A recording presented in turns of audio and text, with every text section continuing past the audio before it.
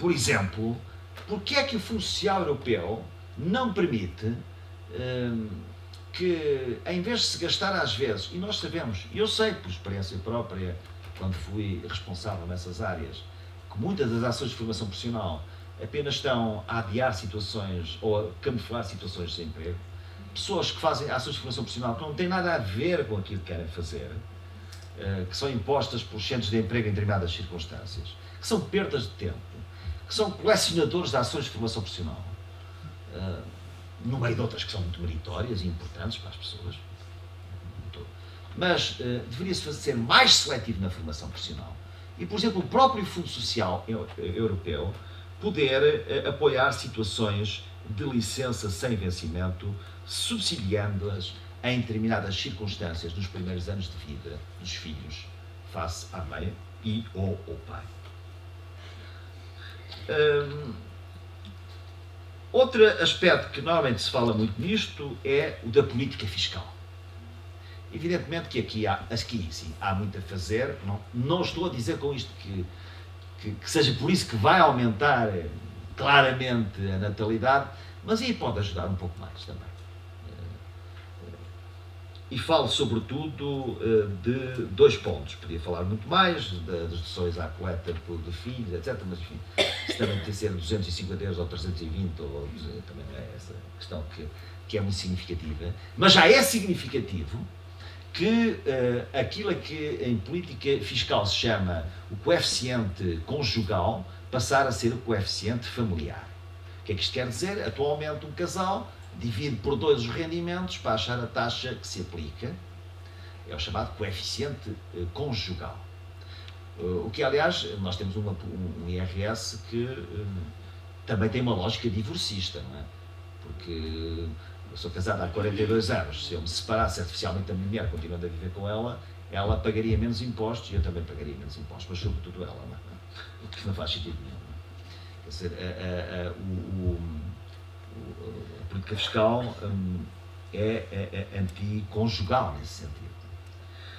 E, portanto, passar para o coeficiente familiar. O que é o coeficiente familiar? Que se usa na maior parte dos países, ou, por exemplo, em alguns mais do norte, é dividir os rendimentos não apenas pelos cônjuges, mas pelos cônjuges e pelos filhos, ainda que às vezes cada filho não conta como um, conta como meio, enfim, depois depende das possibilidades orçamentais que vão evoluindo, mas eu acho que seria possível, por exemplo, num prazo de 8 anos, 7 anos, 10 anos, ou seja, a política fiscal tem que ter visibilidade e dizer-se a partir de agora é o coeficiente conjugal, a partir de agora cada filho conta como 0,1, no próximo ano 0,2, depois 0,3 e há de chegar depois à meta, não é?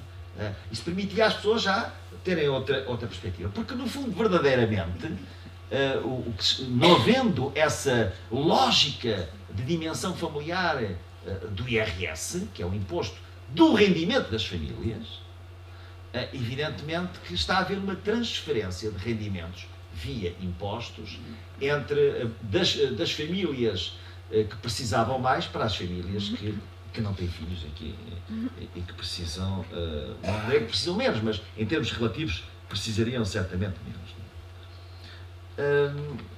Ainda sobre a política fiscal, e vou mesmo só terminar, são mais 2 ou 3 minutos, Sr. Padre. Um outro aspecto que gostaria de referir é o seguinte, e volta à questão que há pouco dizia, que é quase inicial. Eu, neste momento, de uma maneira minimal, às vezes já fico satisfeito se não houver medidas que prejudiquem a família. Mas nos últimos anos, quer dizer, 7, 8 anos, o que é que se fez? Praticamente, em alguns casos, anularam-se as despesas com saúde, habitação e educação, ou reduziram-se bastante, dependendo dos escalões, o que significa um sinal erradíssimo que se dá à sociedade, tendo diante dela este problema demográfico de falta de crianças. Porque às vezes os sinais quando são negativos são fortes. Os sinais quando são positivos precisam ser constantemente alimentados. Há este paradoxo, mas é verdade. Eu sou favorável, por exemplo, devo dizer já, eu sou favorável a que o imposto IRS tenha menos taxas e o menos deduções possíveis. Eu próprio, aliás, quando estive no governo, fui muito atacado por isso, porque acabei com as deduções de PPRs, acabei com as deduções de energias renováveis, acabei com as deduções sobre computador, aquisição de computadores, porque eu acho que um imposto não é para alterar o comportamento das pessoas. Se eu quiser ter um computador ou energias renováveis solares em casa, é um problema meu, não é um problema do Estado. O que eu prefiro é ter, nas despesas facultativas, é uma opção minha. Agora, há despesas que não são facultativas. Ninguém escolhe ter despesas de saúde, ninguém escolhe ter despesas de educação dos seus filhos e ninguém escolhe ter despesas de habitação adequadas à dimensão da família. Estas, sim, deveriam ser mais alimentadas e não menos alimentadas. O último ponto que gostaria de referir tem a ver com alguns aspectos relacionados com a proteção social.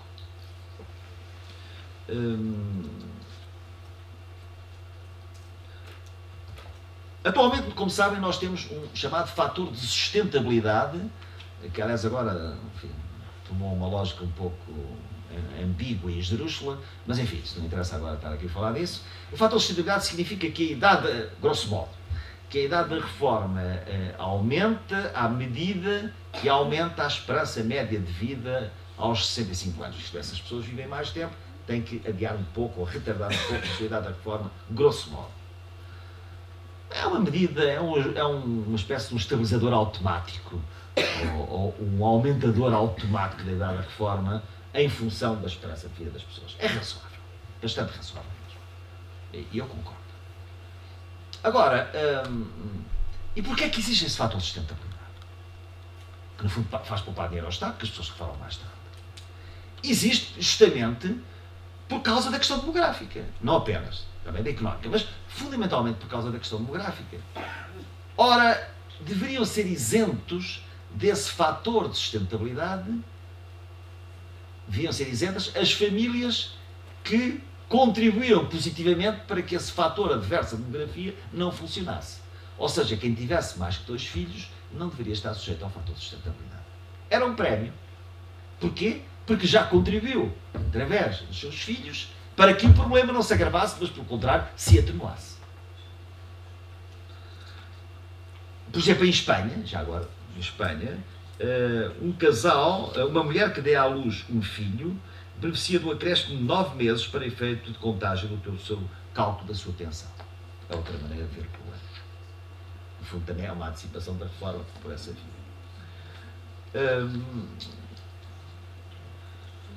Bem, podia falar das formas alternativas de organização do trabalho a tempo parcial, do teletrabalho, das licenças de maternidade. Depois podemos deixar isso para alguma questão que me queiram colocar. Só mais um ponto, e com isto termino. Acho que no IRS deveria poder ser descontado os serviços de apoio à família, por exemplo, guarda de crianças, não os salários, porque esses eram facilmente manipuláveis e eu percebo que o Estado tem que prevenir situações de habilidade fiscal, mas pelo menos os descontos para a Segurança Social que as famílias têm que fazer relativamente a essas pessoas, esses são mesmo descontos que o Estado certifica, deveriam ser dedutíveis à matéria coletável do IRS. Enfim, só há umas pequenas notas de muitas que se poderiam fazer, mas termino dizendo que, como no início, estas medidas são importantes, mas são sempre complementares ou adjacentes. Umas mais, outras menos, umas talvez, apesar de tudo, com alguma importância. As medidas principais são de mentalidade, de cultura no sentido quase demográfico e de defesa da família. A família, aliás, que hoje, uma expressão que eu detesto, não é normalmente referida como agregado familiar. Agregado é uma noção macroeconómica ou, se quisermos, algébrica, mas, utilizando a fórmula célebre de Almada Negreiros, a verdadeira família é aquela em que 1 mais 1 mais 1 mais 1 é igual a 1, ou seja, em que o ser contribui sempre mais do que o ter.